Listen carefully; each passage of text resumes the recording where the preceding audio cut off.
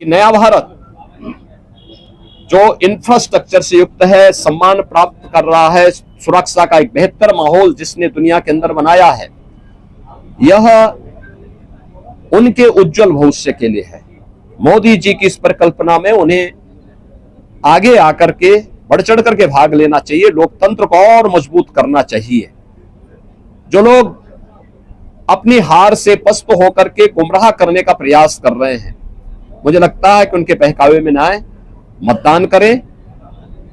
उज्जवल भविष्य के लिए, उज्जवल भारत, आत्मनिर्भर भारत में ही हम सब का भविष्य है, युवाओं का, अन्नदाता किसानों का, महिलाओं का, समाज के प्रत्येक व्यक्ति का। और मोदी जी ने तो 4 जातियां देश के अंदर कही।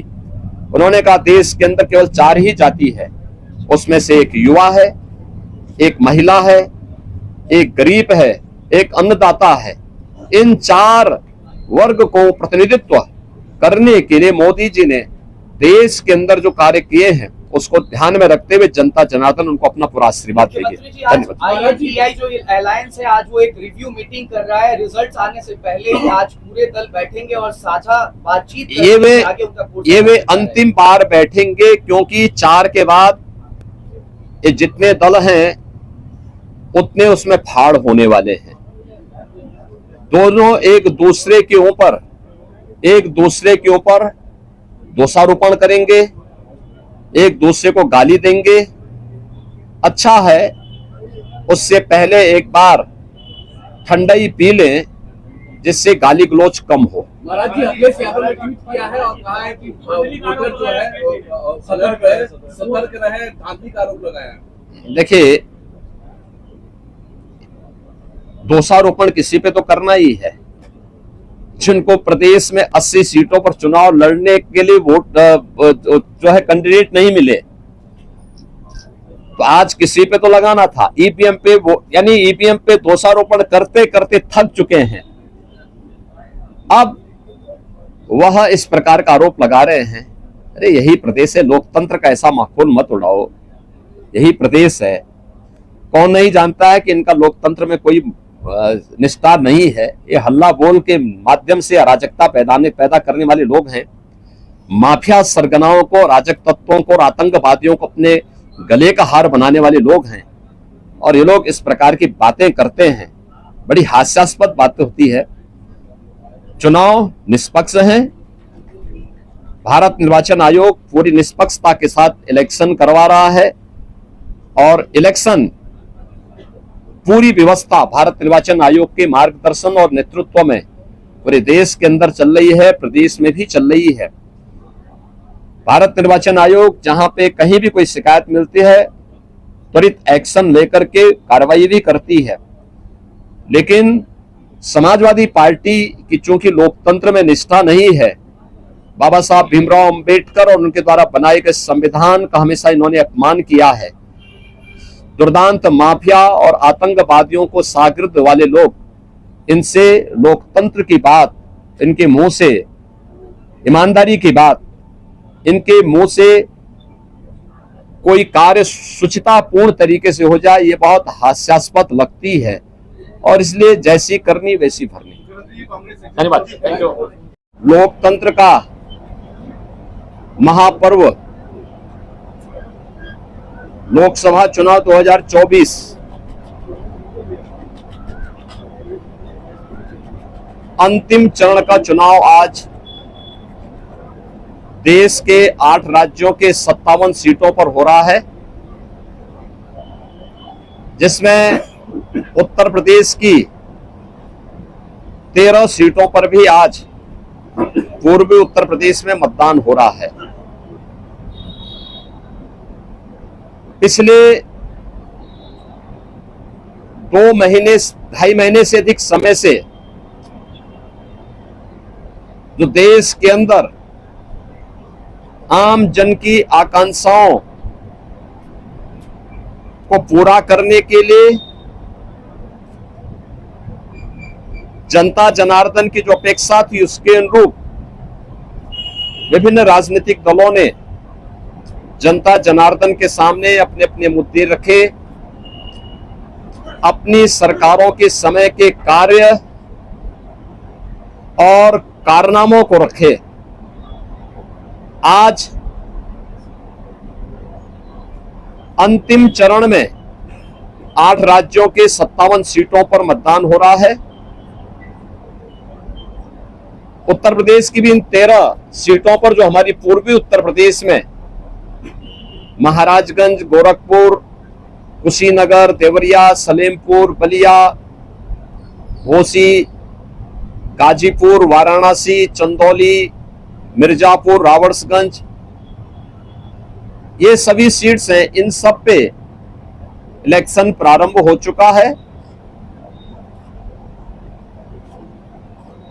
मौसम की विपरीत परिस्थितियों के बावजूद भी मतदाताओं ने जो उत्साह दिखाया है,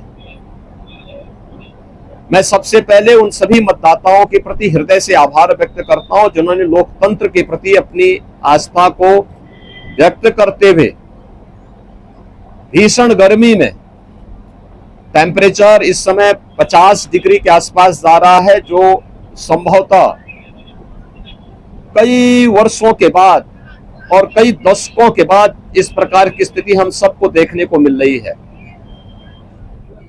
लेकिन इस सब के बावजूद भी जनता का उत्साह कम नहीं है, बल्कि वह और भी मजबूती के साथ देश के अंदर नई सरकार गठन करने के लिए सरकारों के कार्यों का, कुछ सरकारों के कारनामों का अवलोकन करते हुए आज उसका मूल्यांकन कर रही है और उसके अनुसार मतदान भी कर रही है। हमारा मानना है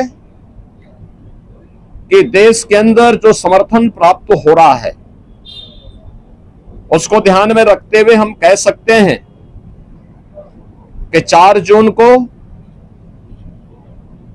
जब जनता जनार्दन का फैसला आएगा तो देश के अंदर आत्मनिर्भर और विकसित भारत के लिए विरासत भी और विकास भी, गरीबों के प्रति संवेदना भी, युवा पीढ़ी के उज्जवल भविष्य, जिन लोगों ने और जिन पार्टियों ने, जिन सरकारों ने काम किया है उसको पूरा आशीर्वाद प्राप्त हो रहा है और जनता को सुखद अनुभूति होगी, देश को सुखद अनुभूति होगी कि मोदी जी एक बार फिर से प्रचंड बहुमत के साथ सरकार बनाएंगे। उत्तर प्रदेश इसमें अपनी भूमिका का निर्वहन करेगा पूरी मजबूती के साथ। 10 वर्ष में बदलते हुए भारत को 7 वर्ष में डबल इंजन सरकार के द्वारा एक नए उत्तर प्रदेश का दर्शन कराया है, जिसमें सुरक्षा और विरासत के साथ साथ विकास के एक नए युग में उत्तर प्रदेश ने प्रवेश किया है। अनुभूति उत्तर प्रदेश वासियों के लिए, यहाँ के युवाओं के लिए, यहाँ के किसानों के लिए, यहाँ की बहनों और माताओं के लिए, बेटियों के लिए, व्यापारियों के लिए, समाज के प्रत्येक तबके के लिए सबका साथ और सबके विकास की भावना के साथ मोदी जी के नेतृत्व में जो कार्य हुआ है, मुझे लगता है कि जनता जनार्दन का वह आशीर्वाद मोदी जी को, भारतीय जनता पार्टी को पूरे देश के अंदर प्राप्त हुआ है, हो रहा है। और आज 7वें चरण में भी पूरे देश के अंदर जो उत्साह देखने को मिल रहा है। अभी प्रातः काल मौसम बहुत सुहावना है।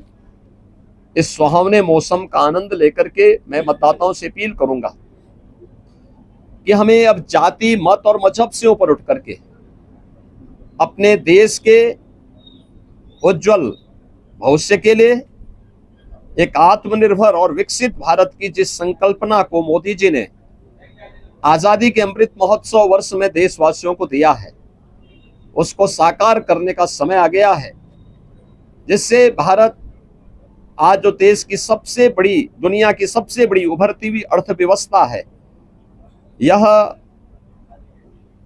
आगामी 3 वर्ष में दुनिया की तीसरी बड़ी अर्थव्यवस्था, 2047 तक भारत को दुनिया के विकसित देशों की श्रेणी में खड़ा करके हर एक नागरिक के जीवन में खुशहाली लाने के लिए कार्य किया जा सके।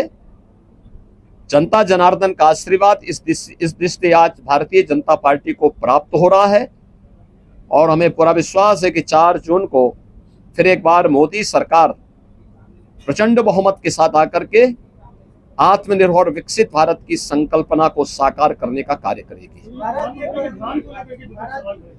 देखिए, प्रधानमंत्री जी ने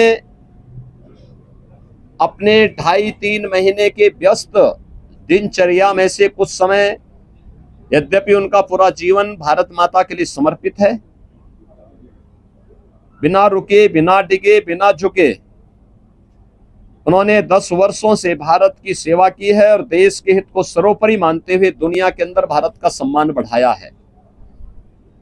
मोदी जी की यह आराधना एक आध्यात्मिक आराधना या आध्यात्मिक आराधना राष्ट्र आराधना है। भारत माता के श्री चरणों में वह एक आराधना है जो राष्ट्र को समर्पित है, भारत की 140 करोड़ जनता की, जनार्दन की सेवा के लिए, उनके उज्जवल भविष्य के लिए समर्पित है। और ये भारत की परंपरा है। जो लोग भोग में लिप्त हैं, भ्रष्टाचार में लिप्त हैं, अनाचार दुराचार में लिप्त हैं, वे लोग आध्यात्मिक आराधना के महत्व को नहीं समझ सकते। आध्यात्मिक आराधना को समझने के लिए भारत और भारत जैसा मन चाहिए। भारत की सनातन मूल्यों और आदर्शों के प्रति निष्ठा का भाव चाहिए। जिनके मन में भारत के प्रति आस्था का भाव नहीं है, भारत के सनातन मूल्यों और आदर्शों की ध्वजियां उड़ाना जिन्होंने अपने जीवन का उद्देश्य समझ लिया था और जिनके कारनामों से जनता उनको बार बार ठुकराई है, वे लोग मोदी जी के इस ध्यान साधना और इस राष्ट्र आराधना का मखौल भले ही उड़ा सकते हैं, लेकिन जनता जनार्दन अपने नेता के समर्थन में और उनके पूरे कार्यक्रमों के साथ पूरे समर्पित भाव के साथ जुड़ी हुई है और जनता जनार्दन का पूरा आशीर्वाद, पूरा स्नेह मोदी जी के साथ में है। और हम विश्वास के साथ कह सकते हैं कि यह मोदी जी की ध्यान साधना का कार्यक्रम भी राष्ट्र आराधना का हिस्सा है और इसका लाभ भी देश को प्राप्त होगा। तो महिलाओं ने ज्यादा मतदान किया महाराज जी उत्तर प्रदेश में, खासतौर पर बावजूद इससे भी कुछ मतदान कम भी हुआ। देखिए, एक तो गर्मी बहुत ज्यादा है, टेम्परेचर आप भी जानते हैं कि 50 डिग्री 48 डिग्री का टेम्परेचर कभी हम लोगों ने नहीं देखा, लेकिन है प्रकृति परीक्षा ले रही है और प्रकृति की इस परीक्षा में हम सबको खरा उतरना होगा।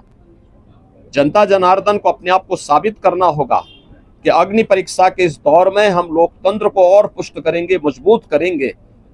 और स्वाभाविक रूप से आधी आबादी नारी शक्ति वंदन अधिनियम देश की पहली संसद में मोदी जी ने पास किया।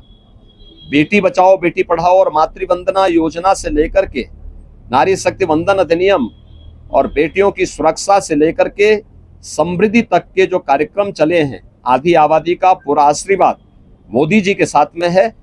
और हम विश्वास के साथ कह सकते हैं कि ये जो मत प्रतिशत आधी आबादी का, महिलाओं का खासतौर पर बढ़ा है, यह 100% मोदी जी के पक्ष में गया है।